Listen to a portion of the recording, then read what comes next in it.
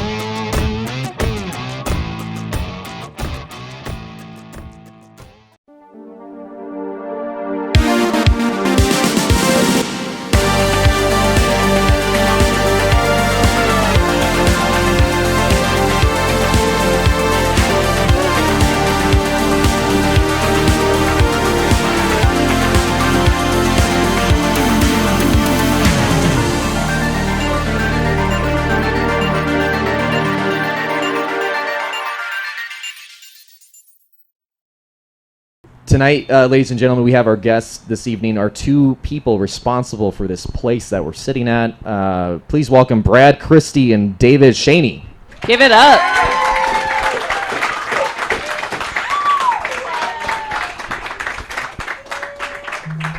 There they are with their beers, ready to roll. Hey guys, how's it going? Good. I'm really happy you guys are here. As you know, we are a podcast where we deal about everything geeky. In this case, I wanted to geek out a little bit about beer. Brad, you and I have had many discussions regarding the concept of Pedals and Pints, and I'd like to know from your words, fill us in on the origin story of what we have here today. Okay, so this actually, the plan started about 7 years ago, and it just didn't really Microphone come would be good. together. I need your microphone. Okay, is this on? Yeah. Good. Hello. There you go.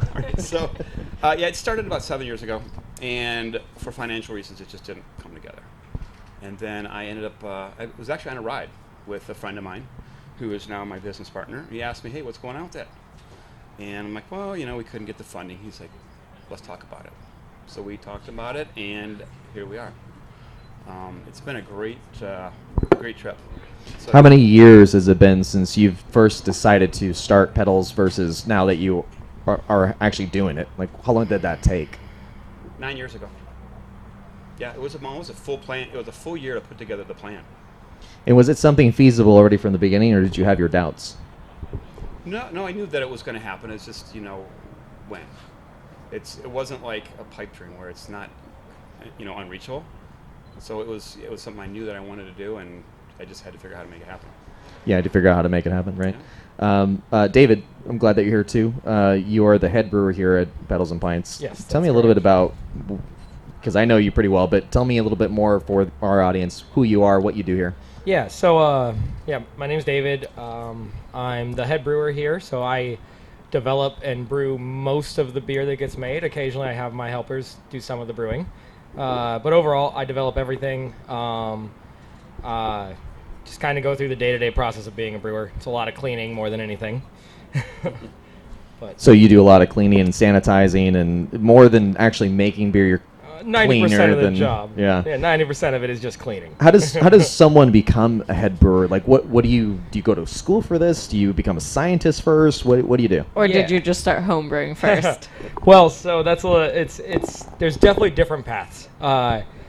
Mine is probably one of the more unique in that, yes, I did start homebrewing, but the way it turned into a career was more, I started volunteering at a brewery doing odd job construction work. They had some people leave. I started washing kegs part-time, kept bringing my homebrew around. They just decided they liked what I was doing. I became the assistant brewer. And this is all, basically in 2.5 years, I went from a volunteer to the head brewer at a small brewery in Van Nuys called McLeod. It is not... Someone gave props to McLeod. It's an interesting way to get started. It's not the normal way.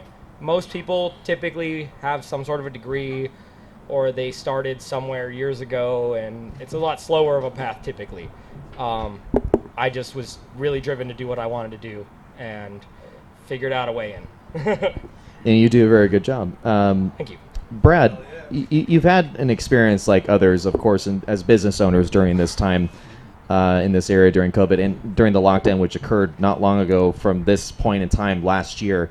What challenges do you face now as opposed to when you were facing challenges before COVID? What are the new challenges now that you're having to adjust to? I think the biggest one is probably going to be the staffing piece. Now that we're going inside tomorrow, so we'll be inside tomorrow, and it's just the added customer count, because we're still going to have this open, plus we're going to have that open, and I think now a lot of people, they're ready to go. They want to go out, they want to go, do things with their friends and family. So we're just going to go from, whatever our seating is here, double it, well, with our capacity that we're allowed, but it's still going to be a lot more seats inside. And just logistics of staffing is going to be probably one of the bigger challenges. And then, I think that's about it. What was it like during COVID when this all started? I mean, I remember I came in here opening day, and it was such a great turnout. Then all of a sudden to be told we're shutting down, you need to reevaluate your entire business and essentially your whole investment. What was that like for you? Was that really scary? It was more frustrating than scary, because this, like with the canning and the growlers and everything we did, that was never part of our plan. I mean, but we adjusted very quickly. I mean, literally within 48 hours. We switched gears and made the changes that we had to make. It wasn't like, well, let's sit and think about this for a while. It's just like, this is what has to happen, and we're going to do it. And, David was a big part of that, getting the production of beer. The whole scheduling had to change. Staff, everything had to change. But it was just, it's not like I'm going to dump all this money into this project and then walk away. That wasn't even on the table at all. It was just, how are we going to make it work? Yeah, you were determined at that point. Yeah. I think, Avital and it came in a few times. What do you think about their beers, Avital? Like, did you have an opinion about it? I definitely had a few favorites, and I'm excited to try some more today. Yeah, I thought we were going to try some. We got to try some here. Where are my flights? We need beer. There they come. Oh, this is great. But on command. I love it. I mean, not to get cocky or anything, but I have a Cicerone certified beer server position, which anyone could get, by the way. But I'm very excited to try some of these beers, and especially the ones that I haven't tried before. Well, knowing that you're a Cicerone, I'm very curious to hear what you have to say. Again, anyone could get this. I know that. Okay, so tell us a little bit. I think, David, you and I chatted about your favorite as far as not tasting, but one that you made perfected. And I think you said it was a single speed, right? Yeah, so in general, I like making light lager, mostly because it's an underappreciated style in the craft world. At the end of the day, the best-selling beer in the world is Bud Light. That's all around the world. That's very shocking to hear from a isn't it? craft brewer. Yeah. So I'd like to a little bit. Oh, let's pause. Yeah. I want to know why you say that comment. No, I mean, it that's a well-known legitimately fact. is, based He's right. on math. It's the number one sold beer in the world. Okay, let's go. Unfortunately. I'm not big on math, so you're gonna have to explain that to me. How exactly is that perfect beer? Like, how is it perfect? I'm not saying it's perfect. I'm just saying it's the best selling. Best so because selling, of that, okay. It motivated me to want to take that style and really do something with it, because the craft world has kind of always avoided it and talked about it as being this terrible thing that just doesn't taste good and isn't really beer. And realistically, that really came more from a fact of laziness on the brewer's part, because it takes longer. It's a little more complicated to make it well. And so for me, it was just kind of a fun thing to try. And then I ended up starting to win awards making light beer, and I've now spent the last 4 years just trying to really perfect it. Okay, tell me about your awards. Well, those would. Let's first give it up for David Cheney, please. Come on, you do really good what you do. But tell me about your awards. What did you put yourself in? Into what brewery company or competitions or? So I was at McLeod still. The rise of the hazy IPA was upon us. And for those of you that don't know, McLeod at the time was very, very much traditional British beer. They didn't really branch out a whole lot. when I took over, I really started trying to change that a bit. Like I didn't want to get away from the roots because they were very necessary. And I also am a huge fan of traditional British beer, but I also understood the market we were in and thought that we could improve upon that. And then I just, with seeing Hazy IPA go up and everybody telling me I should make one and how popular they were, I just kind of went against the norm and decided to make light beer, put it into some competitions just to see what would happen. I ended up getting a silver medal at the World Beer Cup in 2018. It's a bi-yearly one that allows breweries from all over the world. There were, in that category alone, there were 450 beers. I got second place. Made me feel pretty good. Yeah. A couple weeks later, I got a gold medal down in San Diego for it in light lager. I also ended up with second best of show at that one. Got another gold medal up in the California State Fair. Also placed second best of show at 4,500 beers there. And it just really became a love of mine to just keep making light beer because nobody else wanted to. So you perfected it. But now, when it comes to light beer, is it your favorite kind of beer, or Absolutely not. It is probably what I drink the most. which is hilarious because you're so good at it, right? It's probably what I drink the most of, but no, my favorite beer style is black IPA, which is probably the hardest beer style in the world to sell. It's hard to explain. Nobody really gets it because it is an oxymoron just in the name. But that's probably my favorite style of beer, but it's just a weird niche market. So I just tried your Pilsner. This is a new one. Is that the single speed? No, that would be a different one. So this one's called Pain Pills. And this, when did you release this? This was released like a week ago, wasn't it? Yeah. Pain Pills came out about a week and a half, 2 weeks ago. It's a traditional Bavarian Pilsner. It's 100% German ingredients, just really heavily focusing on the way that the Bavarians like to drink Pilsner. Because it tastes different to me than other Pilsners. I want to know why does this taste different than the ones I've tried before? What did you do differently? Well, there's a few things. The common thing with breweries is, we're all on deadlines. We've all got to keep things moving and turn around. With things like, so Pilsner falls into the lager category, and lagers as a whole, they take longer to produce. They're a little bit more finicky. It's easier to make a mistake because they're very, very subtle in their flavor and they're very nuanced. So it's really just a time-consuming thing. But sorry, I forgot the question.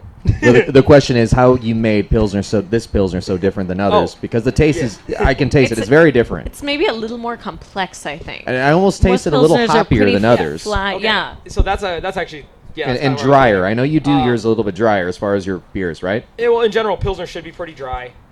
It's something that gets lost in the American market is that German Pilsner is very bitter comparatively to the rest of the German styles. I personally like to kind of call it like it's like the German IPA closest thing. It is their bitter beer. It is supposed to be much more about the hop than the malt. But still, it's a low alcohol, easy drinking beer. It's supposed to be crisp and light and refreshing. And I just tasted Pale Rider. That's probably one of my favorites here.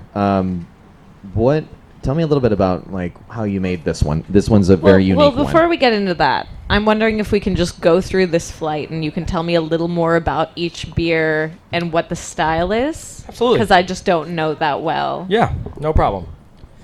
So yeah, I guess the next beer in line would be the Pale Rider.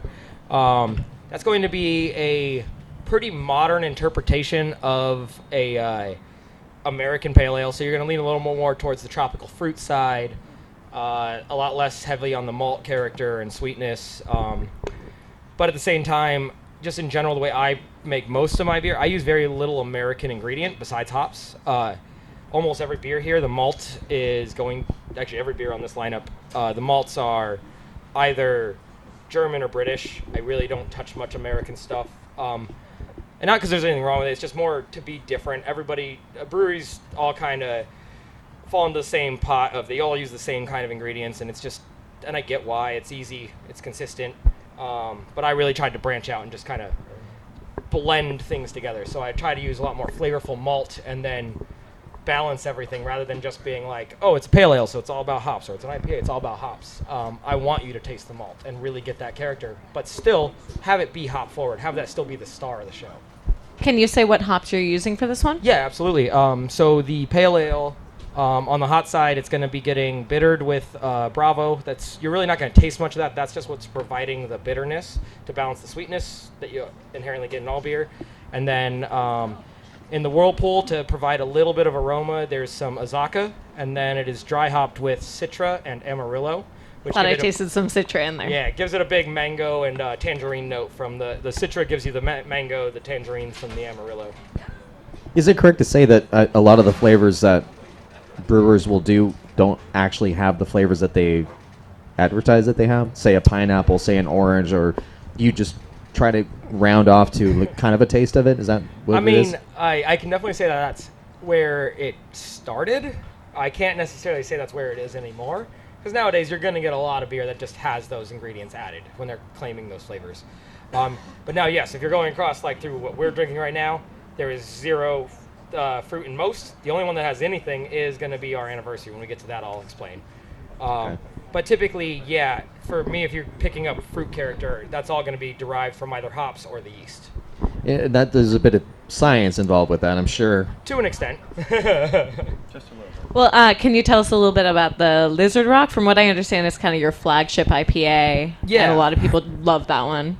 Absolutely. So the Lizard Rock is going to be a classic West Coast IPA. So think mid-90s when IPA really is when it started.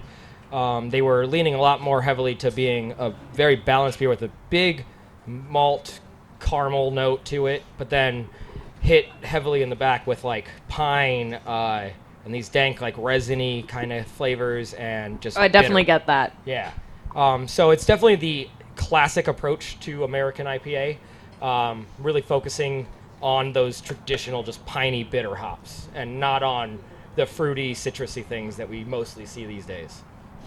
Brad, with you starting this whole thing, I mean, how much say did you have in this whole process? Or let me first ask you the question, did you brew any of your own beers before starting Pedals and Pints? Yeah, I was a homebrew for several years. That's what kind of gave me the idea of, I've been in restaurants for 30 plus years.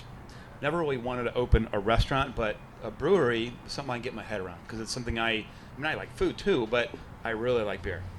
And, I grew up and, going to breweries. Me and my wife and the kids, that's what they know. That's what they grew up doing. So it was, back to that question again? So the first question before that was... A lot of beer here, guys. Sorry. There's a lot of beer going around.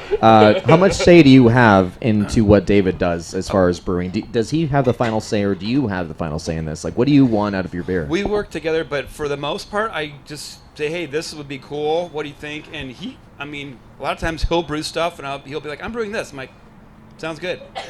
As So you if- just kind of let him run with it. Yeah, Sorry. well, he knows way more about beer and brewing than I do. That's what my question was going to be. Yeah, if you felt that he knew more than you as far as that's I'm concerned. more focused on like actually running the business, and my background is food, so I deal with the food and the running of the business. And David is here to that's what he does. That's what. Which the food is amazing, by the way. Yes, the Brad has pizza, developed I mean, some amazing pizza. dude, the pizza is the amazing pizzas here. here are. I mean, if ridiculously anyone out there that's not currently sitting here hears this and is in the area, come by because this pizza is out of this if world. you can find a better one, let me know. Oh, and Chili the dogs dog. too, yeah. Yeah. Wings Yeah. now?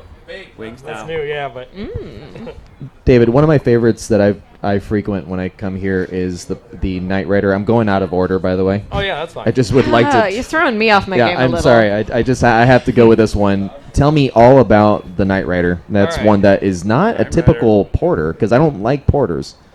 Yeah, so Night Rider is delicious. actually a style that I'm just a big fan of. It's a Baltic porter. It's a really weird style. It basically came about because of a lack of people in the Baltics being able to get British porter. They had fallen in love with it. They used to have a big supply. Due to things like World War I and everything, it became very difficult for them to get their hands on British porter. So they, went out of their way to replicate it. But being in a colder climate, it was really hard to produce British-style ale. It just didn't really work in their climate. So they adopted other techniques from their lager production, which was more the common thing that they did in that area, and kind of blended the two things together. So what a Baltic porter really is it's a lager that is a porter, and typically strong. Typically, you're going to see 8+% alcohol. But it was really just the people in the Baltics, mostly Russia and Poland, and a couple of little countries around there that were just really wanting to replicate British porter, but couldn't quite do the same. There's a lot of different ways to approach the style. You can use ale yeast or lager yeast. The real key is that it has to be lagered, which is just the act of holding a beer cold for a prolonged period of time. And that's really what defines the style. And as far as I remember, I interviewed another brewer before regarding a porter. I don't know anything about porter since I don't really like it normally, but that there's a history regarding that on how they would mix it for the people that would come into ships, and I don't know where it was. And This is actually one of my favorite Yeah. stories. How porters tell got me their what you names. know. Yeah. Well, a lot of those stories aren't exactly accurate. The beer history gets really convoluted and it's all messy. There's not enough documentation to really prove anything. So there's a lot of different stories you'll hear. It's hard to really say what the origination is. The main thing was that back in the day they did a lot of dark beers because the roasted malts would hide mistakes in the rest of the beer, so the flavor would just kind of overpower everything they did wrong. And so it was just to make the beer drinkable. But then it evolved with time. And everything has changed since then. But it's really a convoluted past that was more about hiding mistakes than anything. IPA is the same thing. A lot of beer originates from hiding flaws. So it starts from a mistake, basically, Yeah. is what you're saying. Yeah. And I know that you made one out of a mistake. Absolutely. Basically, you Yeah. mentioned, right? It happens. And it turned out to be really good. It was the distortion. It was amazing. Well, Or you no, said it was a fluke or something the happened. distraction wasn't. Distortion is a really good name for a beer, by the way. Really It good. was yeah. distractions. What I think to bring it up, Distraction. which Sorry. was not. It wasn't so I much. just came up with one. Also good. Yeah, it wasn't so much a mistake as we had some ingredients that were purchased that were a little subpar. There were hops that were a bit old, and old hops have a tendency to put off a sulfury character that was very prevalent in that beer, but people loved it. So it is what it is. But yeah, to replicate it would be basically impossible because I'm trying to replicate a flaw. And You that's would have to just wait out and the it might ingredients not and even wait be the till they same. get old. And Yeah. it still might not come out the same. That's why things like that, it's like they happen. You can't always replicate. Sorry, you blew her away. Her earring fell off. My earring just fell off. The backing's gone. I guess I just have one now. David, I really want to know, before we go back to Brad, when it comes to brewing, what is it that you love about it? Like, what gets you up in the morning and you're like, man, I want to brew beer so bad. What do you like about doing that? I mean, it's two things. I love making things. I always have. I grew up with my dad as a builder. He was a contractor his whole life. He can do it from the design phase all the way through physically building it. My grandfather on my mom's side was a mechanic, built engines. He used to build engines for people like John Penske and Carroll Shelby even before they got famous. So I've just always I had this passion for making things. And then I fell in love with beer, and the nice thing about beer is it's also a product that the real goal for it is to make people happy. Yeah. And I love that. It just it's amazing how good you feel. A lot of when your approval number one from thing the to do audience is here. to make other people happy. And that's the thing. You're making people already react. There's a passion involved, and you've Yeah. done very good at it. Brad, I'd like to know a little bit regarding your background of food. How do you feel now having a brewery and it's becoming more restaurant? Like, how do you like the mix of that, or would you prefer more of just the beer only?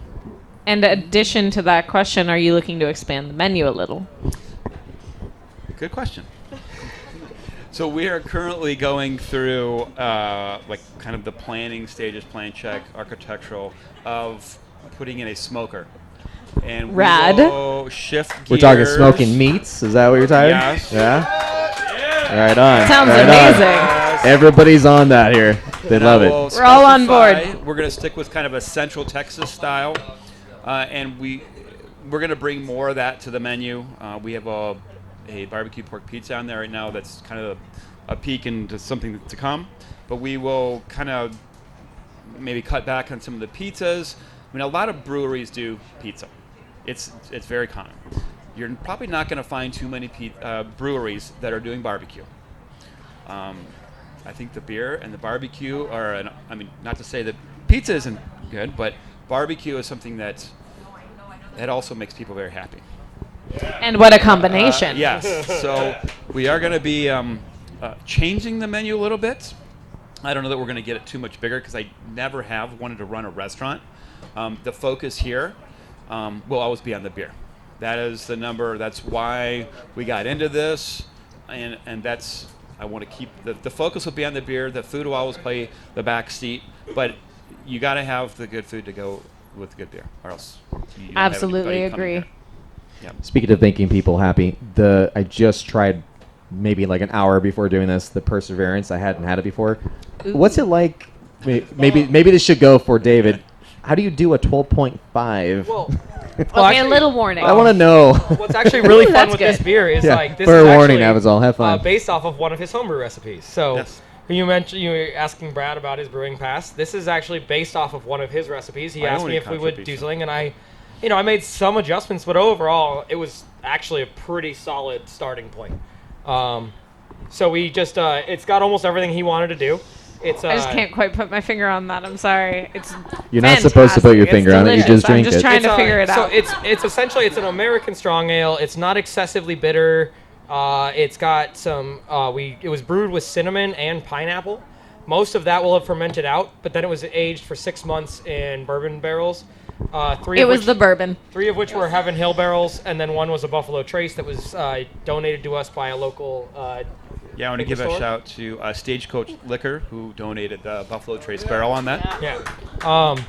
And yeah, it was as far as the whole alcohol percentage. I mean, it's not that hard to do. It's just the more sugar there is to start, and you have a yeast that's strong enough, the more alcohol you get.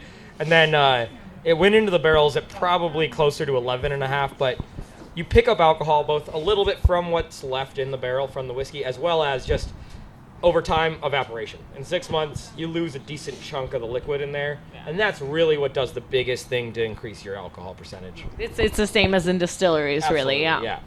Gotcha. So there's not much difference between brewing this particular beer and distilleries, the way they do it. Yeah. I mean, to an more or extent. less, it's kind Like of in the sense of what happens, similar, what happens right? in the barrel aging process. Right. No matter what, you're It's going in to a have barrel, it evaporation. ages. It's going to get stronger because Right. you're going to have water evaporate over time because barrels are porous. They allow things to go in and out.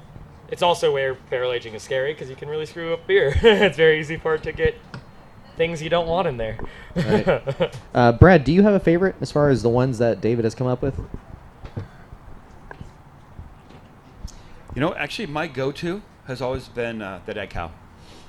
It Dead is- Cow? The Dead Cow. That's the one I So haven't I'm gonna- tried yet. It I'm gonna is go ahead and try it right now. very, very balanced, very easy drinking. It's a mild ABV, but it's very light-bodied. You can drink a bunch of these. What's the ABV on this? Just over 5. Yeah. Yes, it's I was a gonna guess about solid- 5. Solid beer. Yeah, I like it's, all of them, but that's my go-to usually. This is very essentially good. like a hybrid between British and American brown ale. But it's just it's all about malt. That's Yeah, all it's- I was about to say, it's all it's- about the malt. It's very malty, but in a very drinkable way. Yeah, It's very yeah. accessible. Yeah, because just in general, most of my beer is very dry. So I like beer to be drinkable. The way you make beer drinkable is to have very little sugar left over. You want to convert as much of it to alcohol as you can, but you also have to be really careful to not make it unpleasantly dry. And that's kind of what I am probably doing the most when I'm experimenting, is playing with that line. Do you find yourself doing your beers more of how people want it to be, or traditionally? I find myself doing them more how I want them to be. And that's how you okay. stand out. So here's a little fun thing that I love. I love that you said that, because I have heard from brewers such as the head brewer of Ladyface, where I worked for about 1.5 years. That's where I learned. Dave's a great guy. Yeah, that's where I learned most of what I know about beer, along with from my sister, who's a beeraholic. But I learned that brewers mainly brew what they like, and whoever likes it comes. And that's what I love, is I love going to different breweries and seeing what the brewer wants to drink. And I really love hearing that from you. Absolutely, but there is still a line there. Like, I have of to make course. things that make sense for the market at the time, the consumers that are coming in. I definitely listen. I want to get feedback, and I want to make things that people that are coming in want to drink. But I'm definitely going to put my spin on them. I mean, hell, there's a lot of styles I don't like, but I'm learning how to make so that I can tweak them in a way that it'll still hit what people are looking for, but it'll be something that I'll enjoy to drink. And I would assume it's harder to make a tweak or make your own spin than to do it traditionally how it's known, right? Yes, because you're trying to accomplish two things. You're trying to keep the people that have this idea in their head happy, while also bringing something new to the table. And I don't think you're afraid to scare those away. I think you're ready to just kind of express what you want, beer speaking wise, and just see where it goes, right? I am. Yeah. Maybe it's not because you're not in the always for business best. part of it. You just want to be the creator part of it. I mean, that's very true. But at the same time, I still take it all into account. I don't just go off the walls, and otherwise the menu would be very different. Well, I'm going to be honest with you. I came here ready to be brutally honest about the beers, and being brutally honest, there's not a single one I don't like. She's really honest. They are She would really fantastic. do that to me on my show. Thank you so much. I really appreciate that. That is the goal. So, what plans do you have from here as far as both? Actually, a question, for both of you. Yeah. What kind of beers do you guys want to experiment with or go through from here? Well, I mean, so what we've talked about, definitely heavily influenced by myself, is the way I like to approach it is, we're gonna have our set core lineup, and we're gonna have some rotational ones that come through. But overall, I like to experiment. I like to try new things and make new stuff, and just put out new things constantly. So really, more the way I'm approaching it is in trying to maintain the variety. So make sure that, say we don't necessarily have this amber, but I'm going to have something, either a red or another amber or something that kind of fills that category. Oh, with something for everyone Exactly. on the menu. And it's something to keep people coming back. Just Yeah. something different. It's not going to be the same. You It's you not might just like, "Oh, we find make something 12 you like beers." now, but it might not be here in Yeah. 3 months. But you'll find something else that you like. Okay, so do you have seasonals? Yeah, so there's You only guys had your so far, Oktoberfest one. Yeah, so far there's really only been 2 beers that I would consider seasonal, which are our Fest beer, which is a modern day beer you would get at Oktoberfest. Typically, when you go around during Oktoberfest time and you see Oktoberfest, they're selling you what's called a Marzen, because traditionally Love a good they Marzen. couldn't brew beer in the summertime in Germany because they didn't have temperature control. So what Marzen actually stood for was March. It was just a beer brewed in March and then cold conditioned until summertime by sticking it in a cave and letting it sit until the time they wanted to drink, when they couldn't produce beer. But nowadays, with technology and everything, the ability to do what we do, they've tried to give people a beer that still is in the same alcohol range, but is much easier to drink. And it's mostly for marketing, so they can sell more beer at Oktoberfest. So the modern day example is really closer to in Bavaria, the most popular style is called a Helles. It's a very light, simple lager that doesn't have much hop to it. It's all about the malt, but it's just like 4.5%. And a Fest beer is basically just a 6% version of that. Now, speaking of seasonals and the such, do you have any plans to go into any sours or saisons? I know they take more time. You have to Yes. age them. Yes. So There's something aging in the back right now. I like that idea, but it's more complicated than just Absolutely. saying to do it. Yeah, so the whole sour thing, I'm experimenting with some new products that are very new to the market, that allow you to make a sour beer without risking infecting the rest of your product. Because one of the big things about sours is that they're typically made by adding a bacteria that is very hard to kill, that if it gets in the rest of your beer, it will ruin it.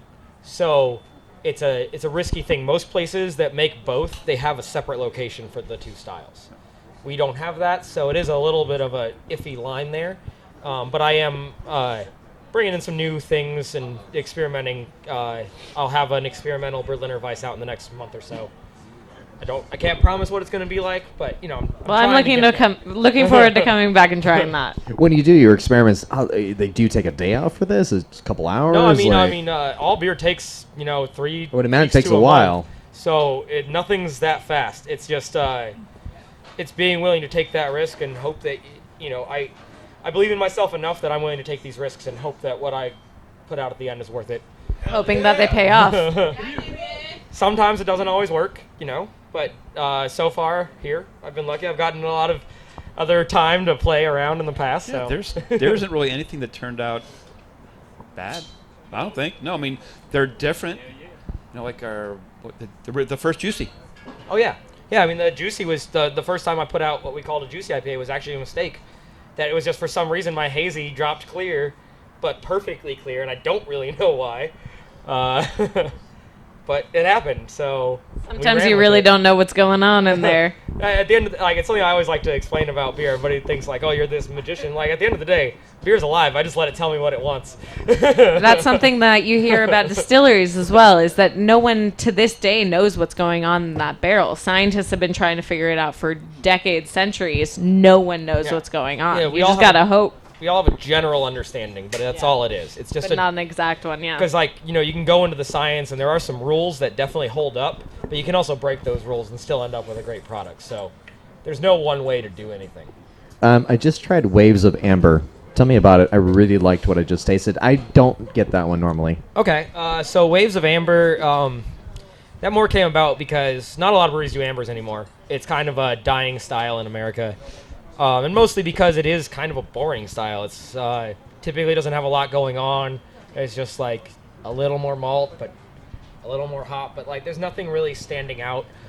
So my approach to it was to accomplish the color rather than just using typical like roasted barleys or caramelized barleys to get the color. I used a caramel or crystal rye, which just means like it's roasted at a low temperature till it starts to get pick up these caramel notes and colors to it.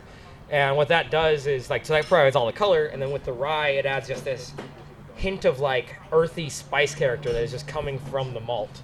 And then I just balance that with some really old school American hops that just kind of give similar earthy spicy notes.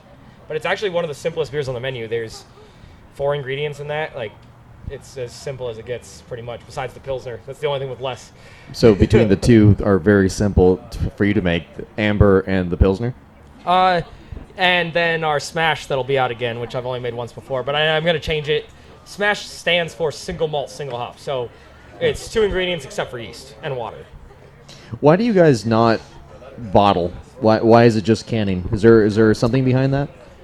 Mostly the market these days in general is going to.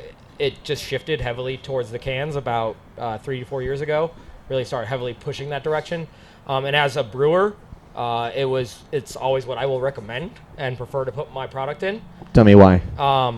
So, the thing about a bottle is, even if it's dark, it still allows light in, and light is the biggest negative thing to beer. UV rays destroy beer. Just like they do many things. They just break down compounds and change the flavor. If you ever heard the term skunked or had a beer that I was tasted about like to a mention skunk? skunk. Yeah, That I was is- going to go there all too. that has to Heineken. do with is too much light. It's light struck, as we call it in the industry. So there's your first problem with a bottle. Second problem is oxidation. Oxygen is the next big enemy of beer. And actually the main reason beer is carbonated is not so much to make it bubbly on your tongue. It's because the CO2 will protect it from allowing oxygen in. That's really why it's there. And if it went in, it would just spoil it. It would just taste Yeah, it starts to make it taste like wet paper, Like with a wine. cardboard.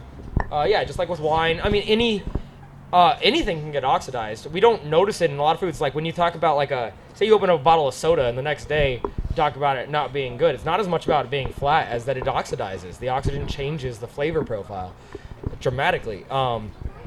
Just in beer, we think about it more because it's a lot more obvious. But and in a can, the way that it seals, it's just a perfect seal.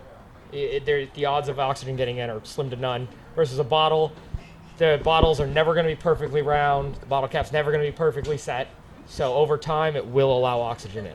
Yeah, I would say a can would be completely sealed. Like, I Completely guess sealed. your idea of a keg, a mini keg, really. It's the same difference, yeah. Yeah, and then back in the day, everybody used to be worried because they thought cans would provide a metallic flavor. They did at one point. Modern cans, the way that they're produced, it's impossible for it to ever impart flavor. If you're getting that, it's because you're drinking out of the can and you're tasting the top of the can. I generally try to purchase cans of any beer. If there's an option between a 6-pack these beers are kind of high ABV. If there's a choice between Lay a off the 6-pack of perseverance. bottles and a 6-pack of cans, oh my god. You know what I mean. Never mind. Also, the other positive is that aluminum cans are the most environmentally friendly option that we have. You know this would Absolutely. happen if we had a show with beer, okay? You know what? It's I am not to This blame. road says great. So, before we move on towards the end, I want to take this opportunity to leave it to the audience. We're going to turn it over for a Q&A. You can ask a question towards Brad, Christy, or David Cheney regarding beer or anything like that, and we will give you. I wish we could give you a free flight, but it's going to be a $1 flight. So, if anybody has a question, feel free, and I will. Oh, put no, you, a we got one. Do we have a $1? mic handler? My precious mic handler, where'd you go? Who is our mic Okay. handler? I am not What- informed. We'll just give you more time to think about your question.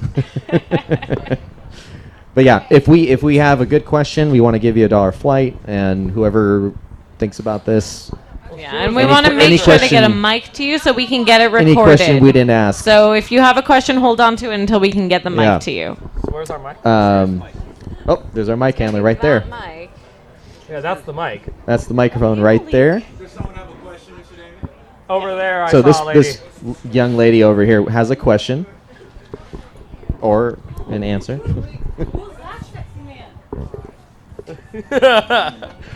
Got to stretch that great. cable out.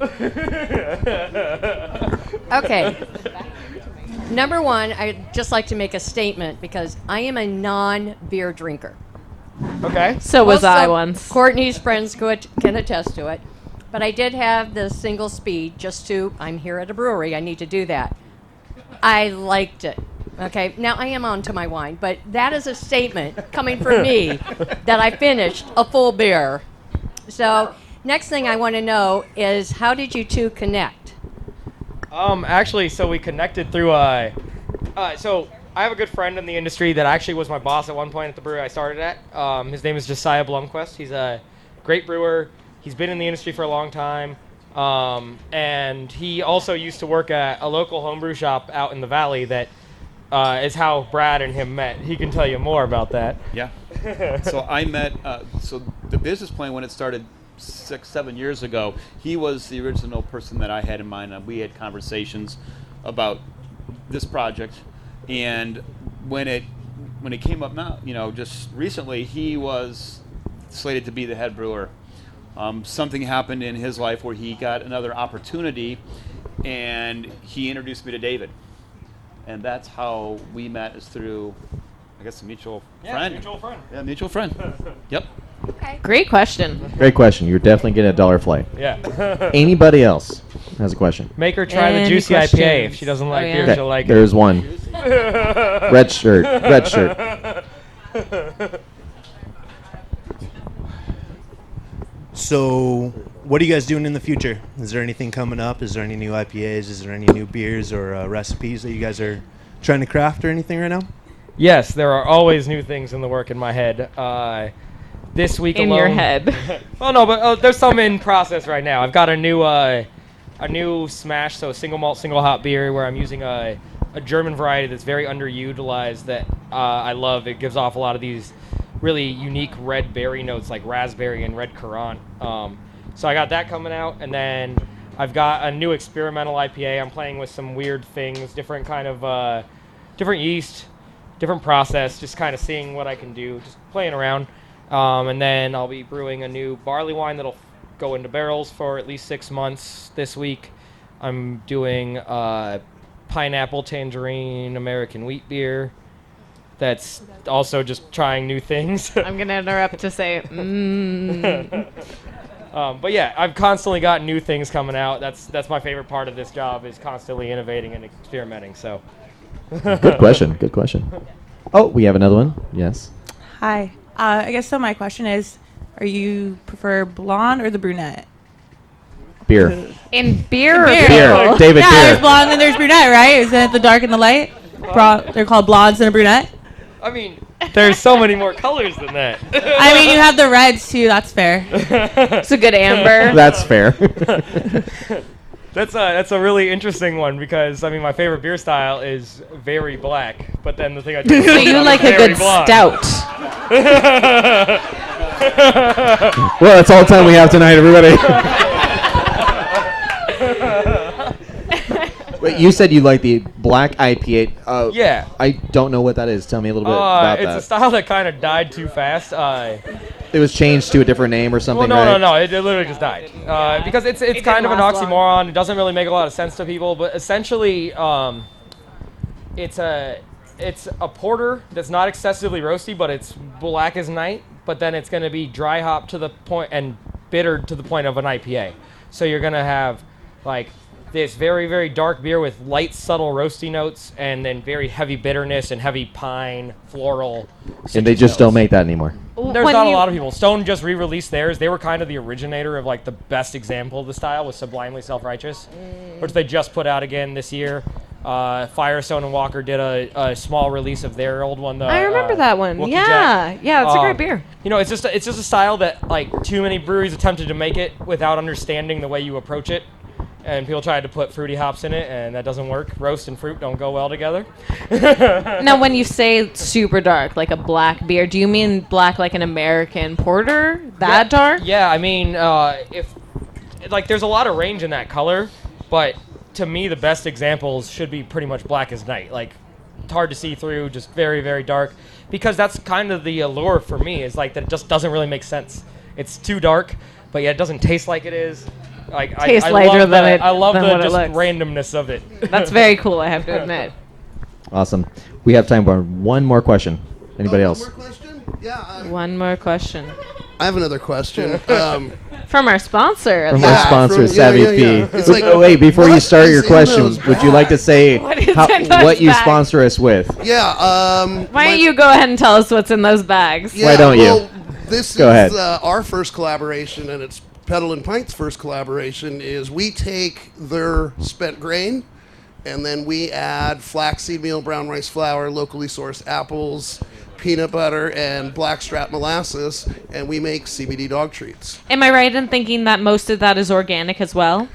Most of it, yeah, most of it. The malt That's is awesome. well, neither The majority, well, the majority is being honest. organic. Yeah. that and the same with the molasses. Beautiful. It's all natural, but it's definitely Yeah, not. they are labeled all organic. natural. It's all honest here. I did say most, to be fair. Yeah, all natural, food grade. You know, we have diabetic clients who love these. They're available here at the brewery for sale, and amazingly, the brewery sells them for less than we do. So Awesome. come on in and check them out, and they'll be giving Wait, out are we doing samples. this wrong, Brad? Yeah, and They're going to up your sales. Yeah, you know it.